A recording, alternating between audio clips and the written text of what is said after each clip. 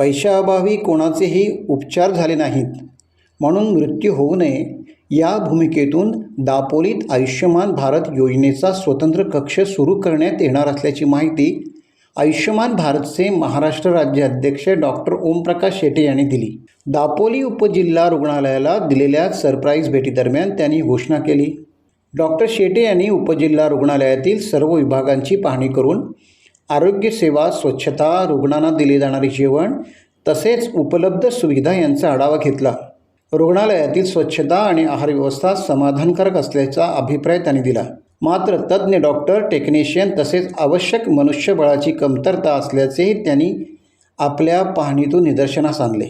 यावेळी अनुपस्थित असलेल्या आरोग्यमित्र सेवकावर तात्काळ कारवाई करण्याचे आदेश त्यांनी दिले। तसेच रखडलेल्या बांधकामाचा सविस्तर अहवाल सादर करण्याचे निर्देश रुग्णालय अधीक्षक डॉक्टर पवन सावंत यांना देण्यात आले।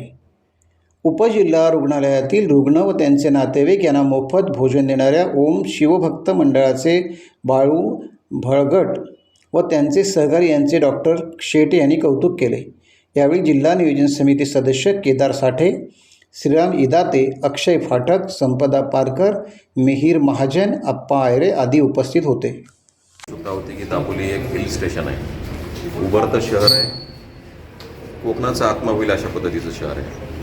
या ठिकाणी काही काळामध्ये परदेशी पर्यटन करण्यासाठी लोक येतील। महाराष्ट्रातली अनेक लोक या भागामध्ये येत आहेत, तर तेव्हा काही अशी अनपेक्षित घटना घडू नये हा त्याच्या पाठीमागचा उद्देश।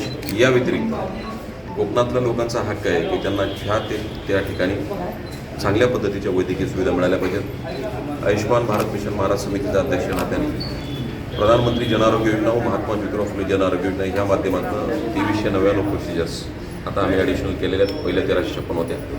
मुळामध्ये ह्या कागदावर न राहता प्रत्यक्षात त्याची अंमलबजावणी व्हायला पाहिजे। या ठिकाणचं आमच्या योजनेमध्ये असलेलं अंगीकृत असलेलं जे हॉस्पिटल आहे त्या हॉस्पिटलच्या अनुषंगाने लोकांना मोफत उपचार मिळणं हा त्याचा फंडामेंटल राईट आहे, त्याचा हक्क आहे।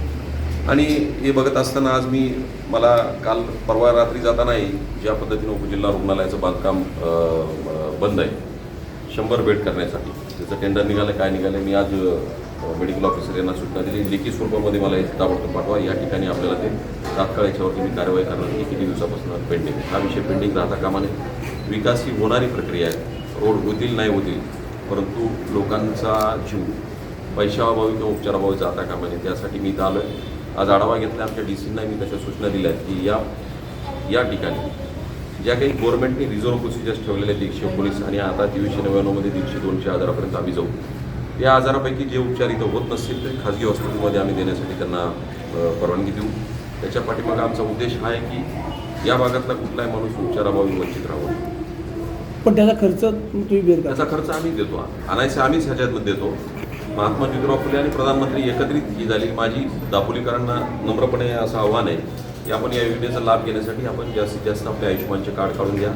शुभ्र शिधापत्रिका, केशरी आणि पिवळी तिन्ही शिधापत्रिका या योजनेसाठी पात्र आहेत। याचा अर्थ महाराष्ट्रातल्या मुख्यमंत्र्यापासून स्लममध्ये राहणारा प्रत्येक माणूस या योजनेसाठी एलिजिबल झालेला आहे। माझी पत्रकारांना विनंती, पुढच्या वेळेस मी तुमच्या प्रत्येक प्रश्नाचं उत्तर देईल, फक्त आयुष्यमानचं कार्ड दिल्याच्यानंतर जास्त उत्तर देईल। इथे साहेब अनेक तज्ज्ञ इथे उपलब्ध नाही। माझं यांच्या पुरस्कारासाठी खास कार्यक्रमासाठी आलो होतो, त्या अनुषंगाने मी घोषणा केली की या ठिकाणी एक आम्ही चांगल्या पद्धतीचं सुसज्ज असं आयुष्यमानचं एक कक्ष आम्ही ओपन करणार आहोत, ज्या माध्यमातून ह्या भागातल्या लोकांचं जास्तीत जास्त, कारण कस्टमर महाजन हे त्यांनी लोकांची सेवा केली, त्यांचा पुरस्कार माझ्या हातात दिल्यामुळं उतराई होण्याचा प्रामाणिक प्रयत्न करत असताना दापोलीकरांना मी ती एक गिफ्ट देऊ इच्छितो।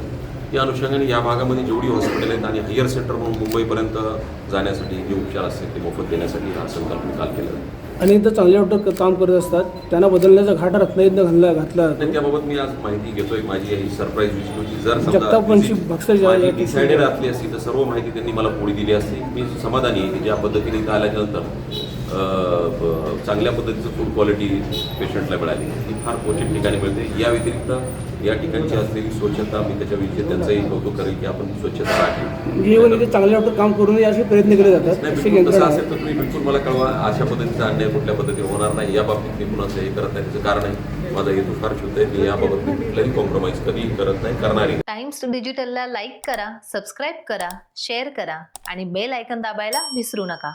पाहत रहा टाइम्स डिजिटल।